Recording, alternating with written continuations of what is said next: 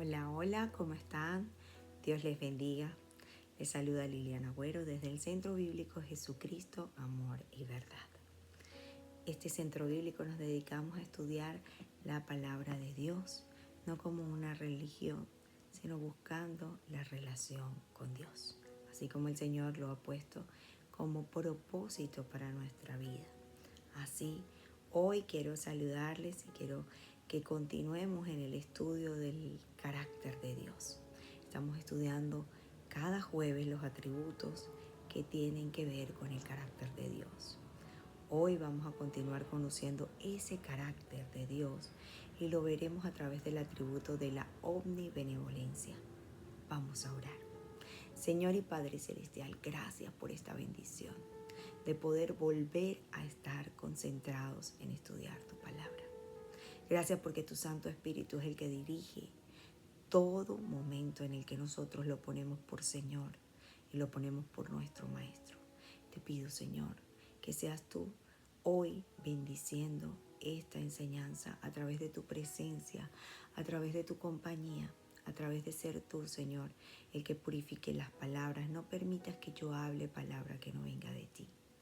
Sé tú, Señor, recogiendo mis pensamientos y los pensamientos de cada uno de los que puedan escuchar esta enseñanza, Señor. Te pedimos que seas tú guiándonos a toda justicia y a toda verdad. En el nombre de Jesús, amén. Bueno, como les decía, hoy estaremos profundizando más sobre el atributo de la omnibenevolencia de Dios y cómo lo vamos a ver reflejado en el carácter de Él actuando hacia la creación a través de esa revelación que está registrada en la Biblia, que es la única autografía autorizada por Dios para poderlo conocer realmente. Por eso los invito a tener su Biblia en la mano y en cualquier dispositivo móvil que usted haya descargado, electrónico. Usted puede contar con una Biblia y puede buscar y consultar cada uno de los versículos que vamos a estar leyendo aquí. Porque de eso se trata.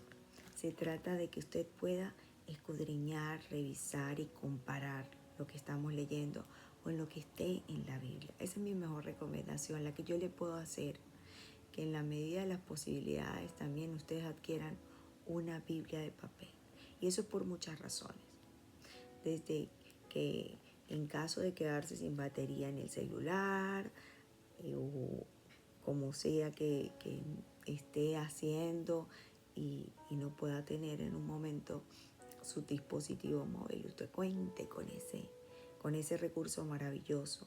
Y hasta lo más relevante que es que con tantas falsas noticias que hoy vemos y tantos artículos en internet que nos conseguimos y nos hacen dudar mucho, porque pues realmente todo está rápidamente cambiando, hay información falsa y por eso es difícil también a veces conseguir la palabra fidedigna y se va a volver cada día más difícil conseguirlo. Por eso yo le invito que usted se consiga una Biblia de papel, sea la que sea de la versión que tenga, porque hay diferentes lenguajes, hay diferentes traducciones, y busque esa y vaya usted teniéndola con usted y vaya haciendo anotaciones. Sin embargo, si no la tiene, busque la que tenga en su dispositivo móvil. Si usted no sabe cómo descargarla, en este centro bíblico nuestra misión es que usted pueda accesar a la información del que es verdadera y fidedigna de Dios. Escríbanos al finalizar el mensaje. Nosotros le enviaremos los links de dónde descargarlo. Si usted quiere una Biblia de papel y usted no tiene el recurso para poderlo comprar, escríbanos y nosotros nos contactaremos con usted para poder hacerle ese mejor regalo. Así que continuemos. Vamos a revisar la omnibenevolencia de Dios. Y empecemos por eso. ¿Qué significa que Dios es omnibenevolente? ¿Qué es la omnibenevolencia? Y lo primero que vamos a estudiar es que la omnibenevolencia significa que Dios es absolutamente bueno en su naturaleza y en sus intenciones. Una cosa es la benevolencia y otra cosa es la omnibenevolencia. Estamos hablando de ese carácter absoluto de la naturaleza de las intenciones de Dios. El Salmo 92. En el Salmo 92 dice la palabra en el versículo 15. Dice la palabra, declara, el Señor es justo, es mi roca, no existe maldad en él. O sea, está hablando de que en Dios no hay nada de maldad, no hay injusticia en Dios. Aquí esto es uno de los atributos en los que podemos ver cómo habla de que la ausencia de maldad está en Dios. Habla de que está constituido solo por la bondad. Santiago 1:17 también nos habla. Toda buena dádiva, dice, y todo don perfecto desciende de lo alto. De lo alto está haciendo referencia a Dios, al Dios que vive allá en lo alto. Dios no solo hace las cosas buenas, Dios es bueno por excelencia. Su poder está gobernado por su bondad. Su justicia está gobernada por su amor. Y esto es muy importante entenderlo, porque Dios, hemos visto en los estudios anteriores, la omnipotencia de Dios. Y es decir, que la potencia de Dios está, no hay nada que se le oponga al poder de Dios. Pero cuando esa omnipotencia no lleva bondad, sino que alguien con poder, como lo vemos en las características de una persona terrenal, cuando hay un dicho que dice, dale poder y lo conocerás. En este caso Dios tiene todo el poder. Él es omnipotente, pero también es omnibenevolente. Es la maravilla de poder saber en el Dios en el que nosotros estamos confiando. Y a veces se harán preguntas, entonces cabe aquí la pregunta de decir, bueno, pero si hay sufrimiento en el mundo, si ¿cómo encaja el sufrimiento con esa bondad de Dios, con la omnibenevolencia, con lo bueno que es Dios? Y surge esa pregunta, si Dios es bueno, ¿por qué hay dolor? Primero hay que entender algo. Dios creó un mundo bueno. En Génesis, en el capítulo 1, en el verso 31 específicamente, Dios hace referencia a eso y dice, entonces Dios miró todo lo que había hecho y vio que era muy bueno. Y pasó la tarde y llegó la mañana, así se cumplió el sexto día.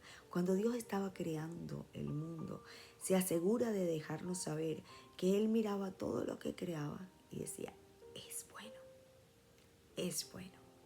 Y eso no está escrito porque Él dudara de su bondad, sino que estaba mostrando y permitiendo revelarnos uno de sus maravillosos atributos. Porque el sufrimiento entra es con la caída. ¿Qué es la caída?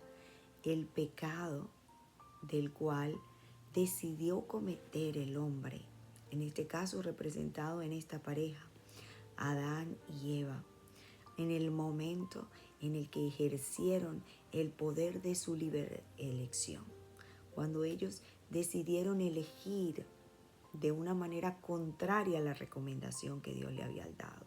Ahí vemos entonces, ya más adelante en el versículo 17 del capítulo 3 de Génesis, donde aquí dice, Dios le dice entonces una sentencia al hombre. Y al hombre le dijo, dado que hiciste caso a tu esposa y comiste del fruto del árbol dado que hiciste caso a tu esposa y comiste del fruto del árbol del que te ordené que no comieras, la tierra es maldita por tu culpa. Toda tu vida lucharás para poder vivir de ella. Aquí nos damos cuenta que la maldición que Dios emitió sobre la tierra, en este caso, era producto de la culpa de la decisión del hombre, de negarse a obedecer un consejo que Dios había dado, que Dios le había dicho que para vivir en ese lugar que él había creado en el Edén y para vivir para siempre, lo único que tenía que hacer era no comer de ese árbol, único árbol que Dios había establecido como prohibido. Entonces, aquí vemos que el mal no nace de Dios, nace del uso incorrecto de la libertad. Complicado, porque hoy todavía podemos ejercer en nuestra vida el poder de la libertad. Deuteronomios 30:19, porque es que aquí vemos la omnibenevolencia de Dios reflejada desde Génesis hasta Apocalipsis. Ahí vemos reflejado ese atributo de Dios. Todos los atributos de Dios están reflejados desde el principio hasta el fin de la Biblia. En Deuteronomios 30:19, en ese otro libro de la Biblia, aparece en el tercero, aparece otra vez donde se refleja esta verdad de Dios. Y dice en el 30:19, hoy te he dado a elegir entre la vida y la muerte, entre bendiciones y maldiciones. Ahora pongo el cielo y la tierra como testigos de la decisión que tomes. Ay, si eligieras la vida para que tú y tus descendientes puedan vivir. Ay, si eligieras la vida para que tú y tus descendientes puedan vivir. Pues elegir esa opción, al amar, al obedecer y al comprometerte firmemente con el Señor, tu Dios, esa es la clave para tu vida. Y si amas y obedeces al Señor, vivirás por muchos años en la tierra que el Señor juró dar a tus antepasados, Abraham, Isaac y Jacob. Aquí vemos cómo el Señor sigue confirmando una vez más, después de esto, a esta familia en Deuteronomios, un llamado a volver al Señor. Aquí volvemos a ver ese pacto que Dios estaba haciendo nuevamente con el pueblo. Maravilloso, porque Dios vuelve a establecer un pacto en el que nos invita a escoger a nosotros la recomendación que Dios nos da. Dios permite libertad porque el amor forzado no es amor. El amor, cuando es obligado, no es amor. Nosotros lo podemos ver en nuestra relación diaria. Nadie está obligado a amar a otro.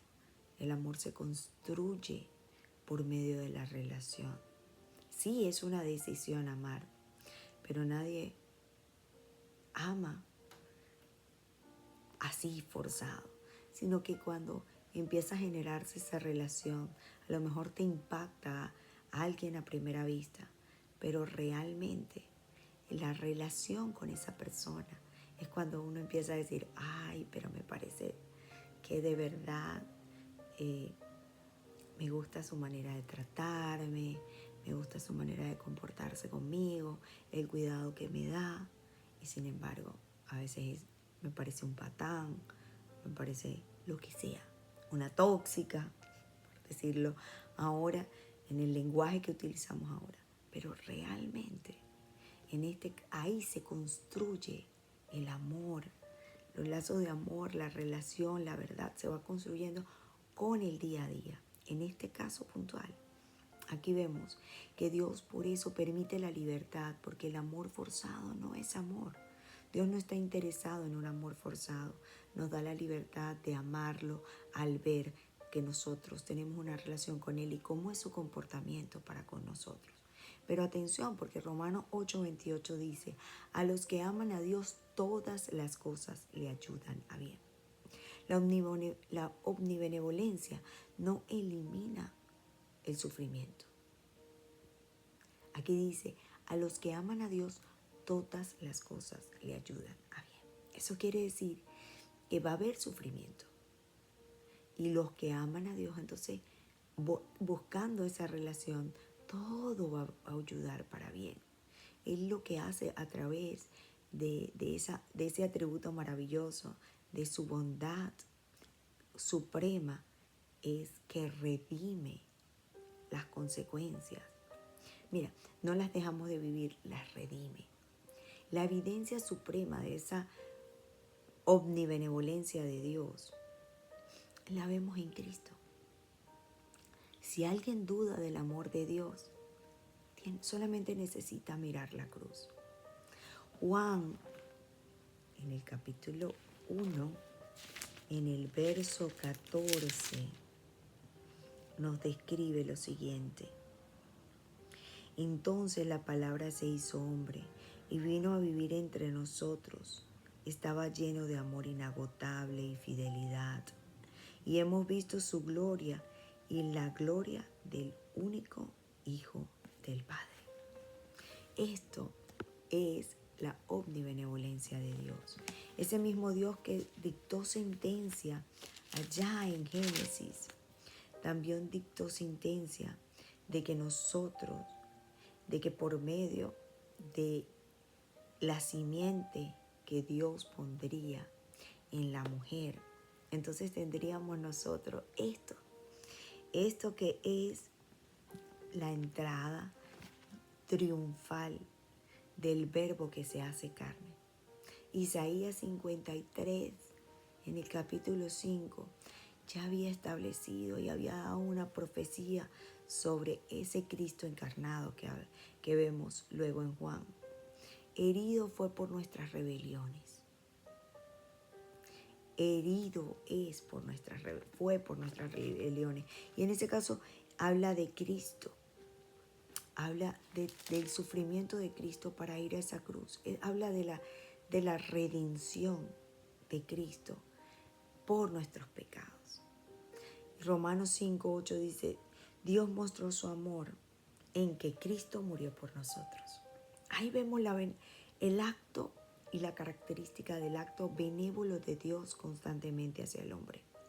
Dios no observó el dolor desde lejos, entró en el dolor. Y por eso nosotros no podemos pensar que el sufrimiento Dios lo ve desde lejos, el sufrimiento del hombre. No, Dios traía algo. Allí entró, traía una carta bajo la manga, entró. La cruz une esa justicia de Dios como debe ser tratada por el pecado. Es decir, Dios no se hace de la vista gorda del pecado del hombre, sino que en su propia justicia paga el precio por el pecado del hombre. Ahí vemos también revelado el amor de Dios. El pecador es salvado. Vemos cómo Dios actúa con beneficio hacia el hombre, con su benevolencia hacia el hombre, diciendo, bueno, por amor, entonces yo redimo y salvo al hombre. Por cómo Dios, a través de Jesucristo, entonces en su benevolencia, el sufrimiento que debía llevar el hombre, lo lleva Cristo en la cruz, lo carga en la cruz. Y vemos también esa benevolencia reflejada en esperanza, porque esa esperanza que puede tener entonces desde el momento 1 en que Él les dice a Adán y a Eva que Cristo, que vendría la simiente de la mujer nacería quien le aplastara la cabeza a esa serpiente. Cuando Él lo declara y le dice en ese momento, después de la caída del hombre, que le habla, le dice a la mujer, haré más agudo el dolor, y estoy hablando de Génesis 3:16, de tu embarazo, y con dolor darás a luz y desearás controlar a tu marido, pero él gobernará sobre ti. Y al hombre le dice, dado que hiciste caso a tu esposa y comiste del fruto del árbol del que te ordené no comieras, la tierra es maldita por tu culpa, toda tu vida lucharás para poder vivir de ella, te producirá espinos y cardos, Aunque comerás de sus granos, con el sudor de tu frente obtendrás alimento para comer hasta que vuelva de la tierra de la que fuiste tomado, pues fuiste hecho polvo y de polvo eres. Pero antes de eso, Él le dice a la serpiente, a esa que metió la cizaña en la mente del ser humano, le dice, por lo que has hecho, en el capítulo 14, en el versículo 14 del capítulo 3, eres maldita más que todos los animales, tanto domésticos como salvajes. Andarás sobre tu vientre arrastrándote por el polvo durante toda tu vida. Y pondré hostilidad entre tú y la mujer, y entre tu descendencia y la descendencia de ella. Su descendiente te golpeará la cabeza y tú le golpearás el talón. Estaba hablando de Cristo. Ese Cristo que por justicia el pecado es tratado. Ese Cristo que mostrando el amor de Dios, el pecador es salvado. Ese Cristo que mostrando y llevando el sufrimiento de que nos correspondía a nosotros, Él lo carga. Ese Cristo que mostrando esperanza para nosotros, eleva la resurrección de Cristo después de 3 días de separación del Padre. Allí se pagó el pecado, pero no se quedó en la muerte, porque Dios no planificó la muerte. Dios planificó la resurrección. Él planificó la esperanza para el hombre. Si Dios dio a su Hijo, podemos nosotros confiar en el corazón de Dios. Así es, el que no escatimó, dice Romanos 8:32, ni aún a su propio Hijo. En ese podemos confiar. Por eso es que nuestro pensamiento debe estar presente la omnibenevolencia de Dios. La voz de Dios, cuando nosotros estamos en cualquier prueba, en donde más dudemos de su bondad, en esas pruebas que parecen un desierto en el que no vemos sino que todo nos atosiga, que así como que si no vemos, estamos sedientos, estamos donde nos fatiga el clima, donde nos fatiga todo. Así son las pruebas, así son los momentos y los procesos, como un desierto. Pero cuando estamos ahí, cuando más dudamos de su bondad, Dios dice, Dios eleva lo mismo que pasó en Éxodo 16:3. El pueblo murmuró dudando del corazón de Dios. Pero mira esto, Oseas, en el libro Oseas 2:14 dice, la llevaré al desierto y hablaré a su corazón. Eso es lo que nos dice. El desierto no es abandono. El desierto de Dios, en el desierto Dios no está hablando de abandono. Dios está hablando de formación. La llevaré al desierto y hablaré a su corazón. Es decir, es un periodo en el que nos está formando. Isaías 43:2 también dice, cuando pases por las aguas yo estaré contigo. La omnibenevolencia no siempre grita con milagros, sino que susurra con presencia. Cuando estamos pasando por esos lugares, cuando estamos pasando por esas aguas que pareciera que nos van a ahogar, dice la palabra, yo estaré contigo. Por eso que la tendencia de nuestro corazón es al mal, porque esa es nuestra forma de ser. Aquí vemos la naturaleza del hombre, donde la serpiente sembró esa duda diciéndole, van a ser como Dios. Y la raíz del pecado fue cuestionar la bondad de Dios. Fue pensar, Dios nos dijo algo, pero nosotros estamos cuestionando lo que Dios nos dijo con lo que nos está diciendo otra o nuestra mente. Porque recordemos que nos habla, escuchamos voces de afuera, pero también escuchamos de nuestra propia carne, nuestros propios pensamientos. Entonces hay que ser cuidadoso con esto, porque cuando cuestionamos y cuando dejamos nosotros que nuestro corazón, que es de tendencia al mal, nos hable más fuerte, Entonces, ahí empezamos nosotros a ver la raíz del pecado. Le decía a la serpiente, seréis como Dios. Y la raíz del pecado fue cuestionar esa voluntad de Dios. Por eso bien dice Jeremías 17:9, engañoso es el corazón, más que todas las cosas. Cuando dudamos de su bondad, es que estamos buscando nosotros nuestro control.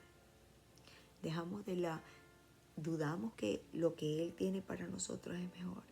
Y empezamos a buscar nuestro propio beneficio con nuestras propias fuerzas. Buscamos control, buscamos señales, buscamos independencia.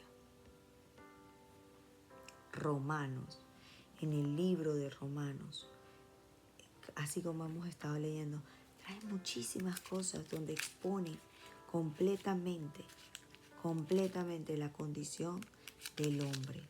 Parece un periódico de hoy, de esta mañana. Y yo le invito a que lea el libro de Romanos. Es un libro muy fuerte, pero revela la radiografía del corazón del ser humano, que no ha perdido.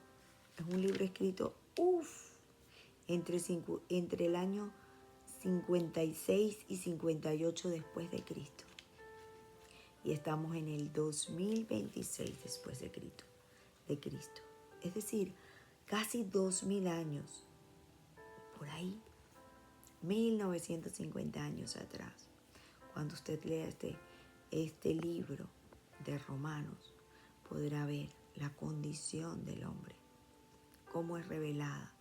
Y aquí vemos que Romanos 2:4 dice, ¿no te das cuenta de lo bondadoso, tolerante y paciente que es Dios contigo? ¿Acaso eso no significa nada para ti? ¿No ves que la bondad de Dios es para guiarte, que te arrepientas y abandones tu pecado? Su benignidad te guía al arrepentimiento.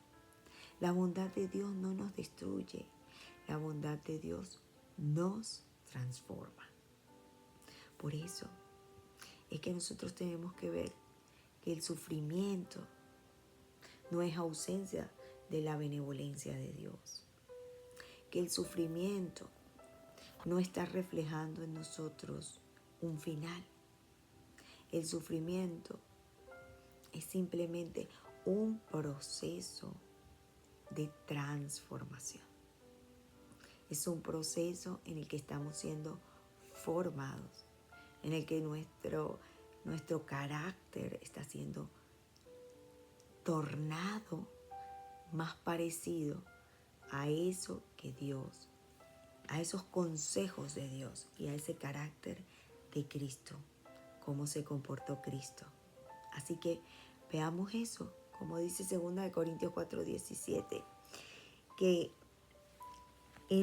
vamos a pasar una leve tribulación. 2 Corintios capítulo 4, verso 17 nos dice, pues nuestras dificultades actuales son pequeñas y no durarán mucho tiempo. Sin embargo, nos producen una gloria que durará para siempre y que es de mucho más peso que las dificultades. Así que tenemos que ver esto como una esperanza, el sufrimiento que estemos pasando, no como la duda sobre la omnibenevolencia de Dios, sino que estamos siendo formados y el sufrimiento no es el final. Es esa leve tribulación momentánea, esa dificultad temporal que estamos viviendo, que va a producir una gloria mucho más maravillosa y de más peso que esas dificultades.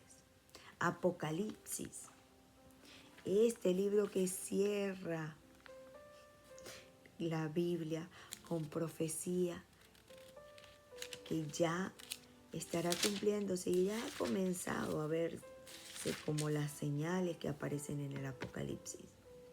Esas cartas que Dios escribe a las iglesias, se las entrega a Juan para que las hable a las iglesias. Ya están en práctica ahora. Dice Apocalipsis 21, verso 4.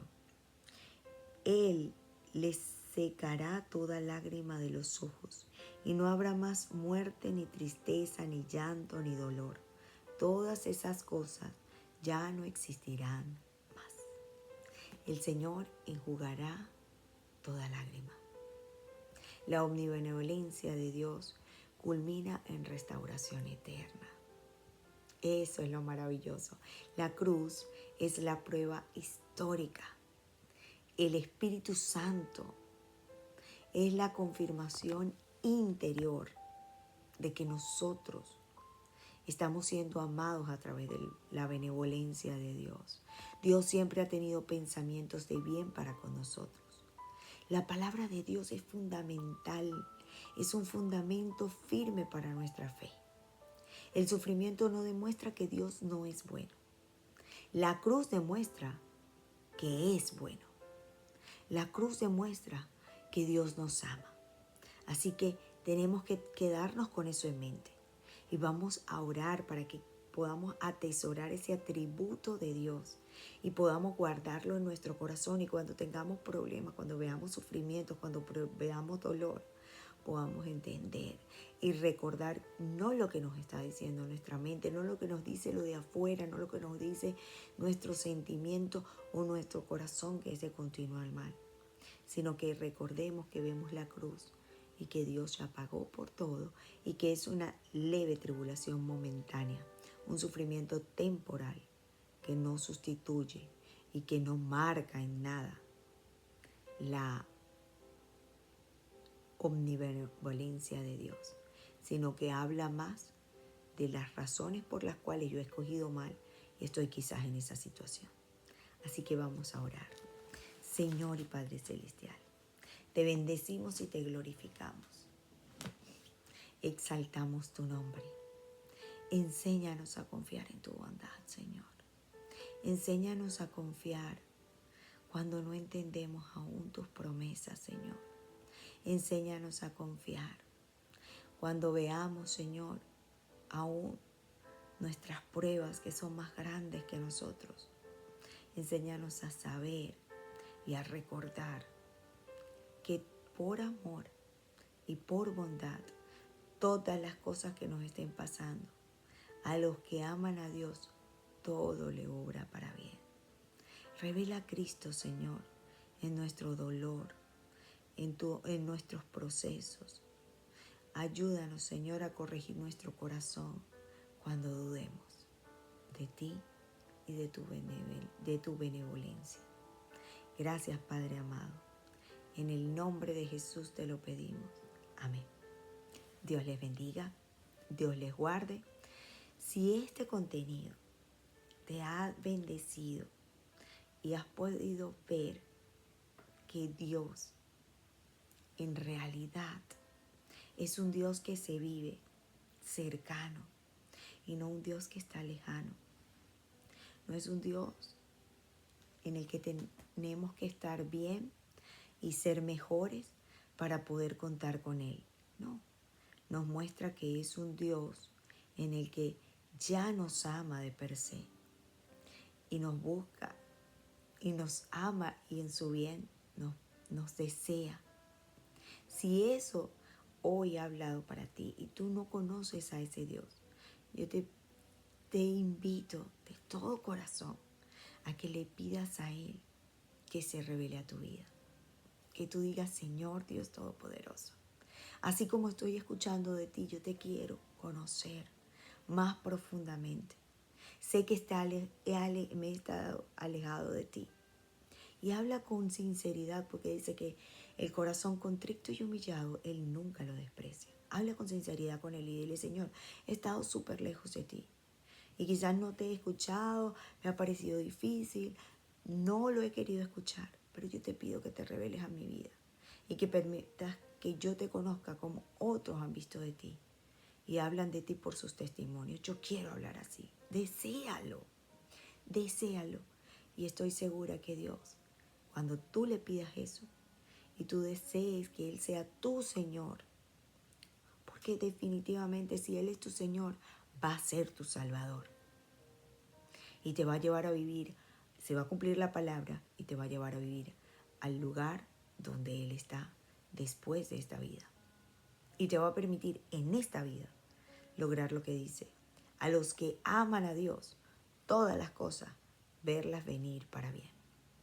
Así que yo te invito a que tú lo invites a tu vida para ser tu Señor, para ser tu Redentor, para tú aceptar los consejos de Dios y poder vivir por medio de esos consejos y estrechar esa relación y amarlo. Y que se construya el amor, que tú puedas recibir su amor con libertad y que Él pueda recibir tu amor por haber sido amado por Él con conciencia. Así que si este contenido te bendice, también compártelo con otro. Dale un like, no porque querramos que el centro bíblico sea más visto, no, sino para que otro pueda escuchar lo que hoy te ha bendecido a ti. Así como me ha bendecido a mí y ha bendecido a muchos. Dios te bendiga.